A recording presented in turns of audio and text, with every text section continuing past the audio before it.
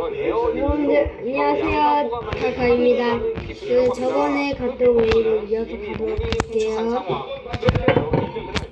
만나기 위해 스틱스 도시로 향하게 됩니다. 하지만 로니는 비법들을 쉽게 느끼지 않기로 하고 비법의 결정으로 소용이 없는 가능성을 제시하죠. 한편 우리 닌자가 되기에 수련하는 리아, 드디어 새로운 닌자가 탄생하는 거야. 그날 밤 모두 에어지추 비법서를 노리고 로니를 찾아오게 되었고 닌자도 비법서를 풀려 로니네 가게에 몰래 잠입하게 됩니다. 이게 닌자지. 결국 에어지추 비법서는 모르의 손에 넘어가게 되었고 한번 훑어본 모르는 바로 에어지추 기술을 시전합니다. 이게 바로 하늘을 나는 스핀지추. 에어지추 비법서를 빼앗긴 닌자들은 양사부의 사원에 찾아가 직접 에어지추를 배우기로 하죠. 하지만 이곳은 동이 틀 때까지 사원에서 나오지 못하면 유령으로 변해버리는 무시무시한 장소였습니다. 그렇게 단서를 찾던 중 닌자들 앞에 진짜로 나타난 양사부의 유령. 여기 완전 유령. 여러 테스트를 받는 닌자들은 결국 테스트에 성공하게 되었고 에어지추 비법서를 획득하는 데 성공. 이제 어서 동이 트기 전에 이곳을 빠져나가야 하는데 하지만 닌자들보다 한 발 늦게 나온 콜은 결국 사람들과 몰래 빠져나가고 몰래 친구의 저희를 도와주고 있어요. 그러나 로니는 모두 자신만 약속을 지키지 않자 닌자들에게도 무덤의 위치를 알려줍니다. 그래서 바로 출근해보지만 알고 보니 로니를 버리되었고 동굴에서 용암으로 떨어지려는 최악의 위기의 순간이 찾아옵니다. 이때 나타나는 로니의 딸기 야 너 정수가 약속이야. 로니는 소금을 빠졌기 때문에 어쩔 수 없다고 하죠. 진짜 무덤의 위치는 바다 속에 있다고 하는데 무역 조직에 도착한 진짜 최초의 스피치 중 마스터의 무덤. 무덤 안쪽으로 들어가려면 세 가지 과정을 통과해야 합니다. 무덤 안에는 은근 함정이 깔려있고 진짜 닌자를 고생한다. 무역의 위치가 오면서는 자신들의 미래의 모습을 보겠다. 제인의 애꾸노데다가 위험까지 둘이 결국 제대로 이때 등장하는 모두 타인은 모르는 가두는데 성공하고 결국 닌자들이 먼저 최초의 스피치 중 마스터의 해골을 찾게 됩니다. 이게 말로만 듣던 최초의 스피치 중 마스터. 저는 다 썼어요. 준영아도 다 안 썼지 않았나? 오늘 엘렉트릭 팀은 어디서 자신의 동료들을 불러보고 하늘의 지배자를 불러오는 계획을 세우죠. 그렇게 민정시대를 습격하는 모습입니다. 민정시대를 유령으로부터 지키기 위해 모아서는 닌자들에게 새로운 탈출을 선물했습니다. 유령인의 베타팀은 특수한 기획 추가된 탈출이죠. 그래서 새로운 탈출 나올 자체가 제일 소리더라. 한편 닌자는 그린 닌자 등장에 잡입하고 유령들의 약속인 모든 모습을 성에 스틱을 골라내 받으니까 닌자들이 이렇게 파헤치며 유령들을 나눠봤지만 상황은 실전이 나아지지 않았고 오히려 로이드가 저주의 땅에 걸려버리고 말죠. 적의 땅에서 나오고 하는 하늘의 지배자. 적의 땅에서 로이드는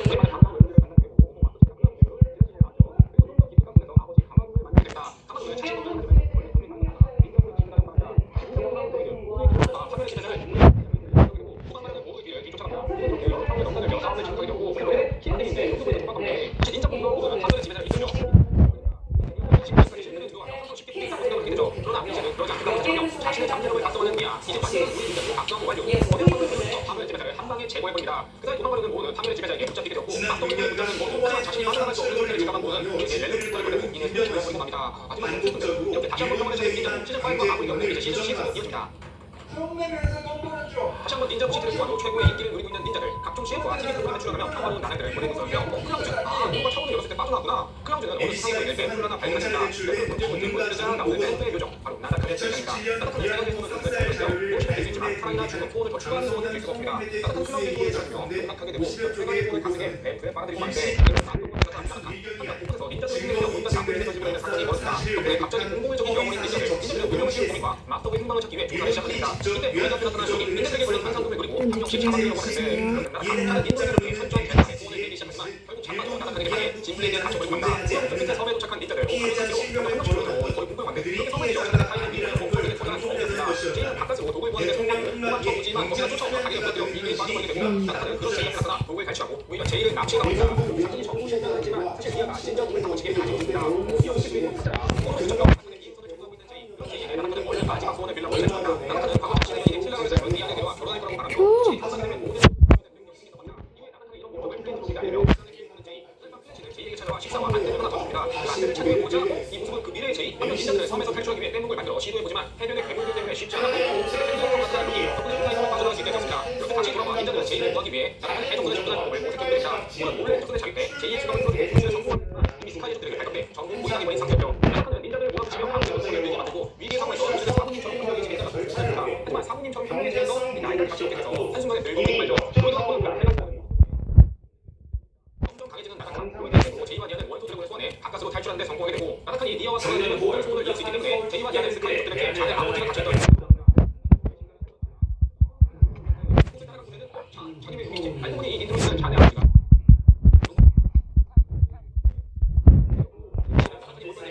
시작하죠. 밤이 되자 등대 밑에 캐스트를 시작하는 나다칸의 스카이족들 등대에 오기 시작하는데 근데 원래 그렇게 안 된다. 하지만 나다칸과 가보는 거 아니야. 하지만 나 같은 멤버들은 계속 올리는 상황, 이제 남은 부분은 여행자의 차를 다른 곳으로 이동하는 것뿐이다. 그러나 여행자의 차가 아주 생각이 남지 않기 때문에 한번까지 이동이 불가능한 상황이었죠. 그래서 이들은 자신을 걸 원하는 말과 함께 제인을 보내버리고 나나타에게 잡히게 됩니다. 여행자의 차로 제이가 이동할 곳은 부모님의 보물상. 제인은 나나타로부터 위안을 구하기 위해 함께 싸우는 공격을 모으기 시작하고 아주 색다른 건 나나타 공원에 몰래 숨어드는 제이와 아니 원래 이미 써보기 시작한 거지. 한편 미안해 나나타의 말을 들어주는 척하며 나나타의 전쟁에 진군에게 데리고 오지 못하게 돕게 됩니다. 이쯤에 진군에게 도와 제이는 더 많은 남자가 이곳에 갇혀있던 공격을 하나 둘씩 깨우기 시작하며 이와 제이의 활약으로 무사히 돌아오게 된 닌자들 이제 안경의 시간이다. 결국 시작되는 나나타와 리아의 결혼식. 이 결혼식이 성사되게 되면 나나타는 부적의 힘을 얻게 되는데 이때 닌자들이 결혼식장에 도착해 막아보려지만 결혼식은 이미 끝난 상태였으나 나나타는 어떤 의미를 낼수 있게 되는 최강의 상태가 되었죠. 또 무지수까지 이게 같은 증명이야. 영배들 가진 전투력을 보여주는 나나타. 과연 닌자들은 이 위기를 해낼 수 있을까요? 나나타는 이야기에서 모든 길로 바머스 나라까지 부활시키기 바라는데 제이는 나나타는 쓰러뜨리면 다이버 위로의 동을 흔들리 돌리게 돌리고 다시 이들을 꺼기 위해 닌자들과 함께 나나타를 쓰러뜨린다. 하지만 이미 무적의 힘으로 나나타를 쓰러뜨리기가 쉽지 않았죠. 나나타는 승리를 자신하며 방심하는 순간 스트레스를 통해서 나나타를 그냥 다이버 위로의 동이 위축과를 맞추는 데 성공합니다. 점점 힘을 잃어가는 나나타. 니아도 최면에서 풀리면서 이제 모든 일이 해결되나 싶었지만 나나타와 가까이 있던 니아도 다이버 위로의 동을 받아서 생명을 잃어가고 있었고 제이의 마지막 소원으로 니아를 살리게 되면 나나타는 아무 수 없는 상황에 놓였죠. 결국 마지막 소원으로 제이는 내 소원을 우리가 처음부터 하게 아무도 정령의 주저들을 찾지 못하는 거야 라고 말한다. 제이의 소원으로 시간을 데려가게 되고 나나타를 만나는 진정으로 돌아온 닌자들 해킹을 하여 제이와 니아 그렇다. 그리고 원래라면 클라우드가 정령의 래퍼를 발견하며 우리 사건이 시작되었지만 제이의 소원으로 클라우드가 정령의 래퍼를 발견하지 못하며 민정신의 시스가 끝이 나게 됩니다. 이번에는 부산 지역 민심입니다. 닌자 시스가 같은 방송에서 유령의 날을 이어집니다. 닌자와 집중조사인 유령의 날 참여하는 닌자들 그곳에서 썬더드 박사를 만나게 되는데 썬더드 박사가 앞장 전시원 전입니다. 오 지금까지 앞장전 동선이 다 있네. 추억이다 진짜. 그것도 무서운 양상의 액자에서 미리 오가는 수사가 들어오게 됩니다. 결국 에어디트 사원으로 향하는 콜 그곳에 도착하니 진짜 양상의 유령이 있었습니다. 콜이 음의 블랙으로 양상구를 공격하지만 양상구가 공격을 피했고 오히려 앞장된 영웅들에게 부작용을 깨뜨리게 되고 그곳에서 영웅들이 마구 나오니 또한 닌자들이 다니던 앞장들이 전부 구원하게 되고 마는데 싸움카이의 모두 차례까지 이 앞장들을 전부 한 장에서 볼 줄이야. 이는 양상구가 있던 콜은 양상구에게 과거의 얘기를 듣게 됩니다. 양상구는 무슨 연마에 전념하며 살다가 처음으로 에어디트를 개발하게 되었고 이후 음의 블랙을 사용해 영생의 힘을 있다는 사실을 알게 되었다고 합니다. 그렇게 음의 블랙으로 영생에 도전하다가 결국 자신에게 실험을 하기 시작했고 그러다가 무언가 잘못되어 자신과 세자들은 유령이 되고 사원은 저주받은 사원으로 변해버리고 간 것이죠. 먼저 무한한 앞장에서 싸우는 닌자고 친구를 한없이 강제 격파하게 되고 오늘은 닌자들이 양상과 콜을 통해서 원식의 결계를 풀고 닌자로 돌아오려고 하는데 응원을 돌리고 말입니다. 그때서야 콜이 없어진 걸 알게 된 닌자들 자 니들 진짜 너무한 거 아니야? 이상하다고. 그때 콜은 양상과 결투를 펼치고 있었고 자신의 혼자가 아니면 되다는 그 재능을 강조하겠다. 크게 맞추는 상에 양상과의 대결에서 승리하는 콜 이제 결계 틈으로 얼른 빠져나가 자유로움을 되찾아야 하는데 콜은 양상에게 미치는 게 어떤 일인지 알고 당신은 에어디트 처치대로 영원히 기억에 남게 될 거라고 말합니다. 콜에게 미움을 얻는 양상구 콜과 양상구는 함께 결계에 틈을 하게 되고 근데 양상구는 둘 다 가기 힘들다며 자신의 인생에 힘을 믿었습니다. 그렇게 콜은 무사히 다시 인간의 몸을 구하며 유령의 날이 끝나게 되죠. 그래서 인간으로 구하는 콜 민정신의 세븐은 하늘에서 열린 시공간의 세븐으로 누군가가 떨어지며 시작하게 됩니다. 그리고 그 누군가를 기다리는 사람은 당연히 마스터 끝내지 못한 싸움을 끝내기 위해 이곳에서 악인들을 기다리고 있던 것이었습니다. 그 순간 도착한 첫 번째 타임플레이드 시간을 빠르게 또 성범죄를 저지른 겁니다. 박 씨는 다시 구속돼 재판에 넘겨졌지만 피해자가 동의했다며 혐의를 부인하고 있습니다. MBC는 수고입니다. 앞서 보신 것처럼 붙잡힌 남성은 전자발찌를 찬 상태로 자신의 집에서 범행을 저지른 혐의를 받습니다. 전자발찌를 찬 성범죄자가 다시 성범죄를 저지른 장소의 약 40%는 자신의 주거지였는데요. 위치를 추적한다 해도 오픈성을 보여야지. 유명하기다 스스로 감담을 써야지. 지난 2021년 서울 송파에서 여성 2명을 연쇄살해한 강윤성도 첫 살인을 자기 집에서 전자발찌를 찬 채 저질렀습니다. 대책이 필요하다는 지적이 터져나왔습니다. 심장박동, 혈압 등 생체 정보 변화를 감지해 평소와 다르면 즉각 대처하자 교화 프로그램을 더 강화하자는 제안이 나왔습니다. 하지만 크게 달라지지 않았습니다. 최근 3년간 전자장치를 찬 성범죄자의 제법 1만 큰 정수기와 음료수 페트병 헌법 개정 전해지어서 스프링클러가 없었던 점이 피해를 키웠다고 지적합니다. 한쪽에만 객실이 있다라고 했을 때 1.5m급을 확보를 해줘야 됩니다. 근데 이거는 육안으로 봐도 이제 60에서 80cm 사이로 보여지거든요.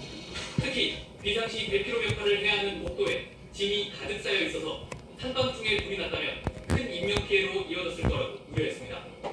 실질적으로 이 공간은 복도가 없었다라고 보여지고요. 하지만 그러지 않았습니다.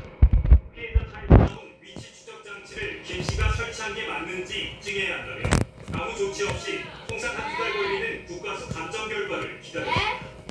그러는 동안 김 씨는 경찰 조사를 연거푸 거부하며 탈거합니다. 살인 전조는 지난해부터 이어졌습니다. 피해자는 지난해 5월부터 모두 4차례 가정폭력과 스토킹 신고를 했습니다. 하지만 공권력은 가볍고 수동적이었습니다. 경찰서로 옮겨진 숨진 여성의 차량입니다. 척하게 부서진 운전석 창문은 이렇게 쓰레기 봉투로 덮여놨습니다. 경찰이 남성의 변호사 선임을 기다려주고 그의 스토킹 증거를 느긋이 검증하는 사이 피해자의 안전망은 맥없이 뚫렸습니다. 이재명 대통령의 질타에는 경찰청이 즉각 반응했습니다. 감찰 조사에 착수하겠다고 밝혔습니다. 전자발찌를 찬 채 스토킹 살해를 저지르고 미성년자를 성폭행하는 건 수년간 반복된 일입니다. 경찰도 답을 물을 리 없습니다. 기자의 눈 원석지입니다. 모텔 연쇄살인 사건의 피고인 김소영의 피해자가 더 나왔습니다. 기존 피해자 외에도 같은 수법으로 피해를 본 사람이 3명 더 있었던 겁니다. 강은 기자의 보도입니다. 경찰 조사 결과 범행은 지난해 10월 시작됐습니다. 서울 서초구의 한 음식점에서 김소영과 함께 있던 남성이 의식을 잃었습니다.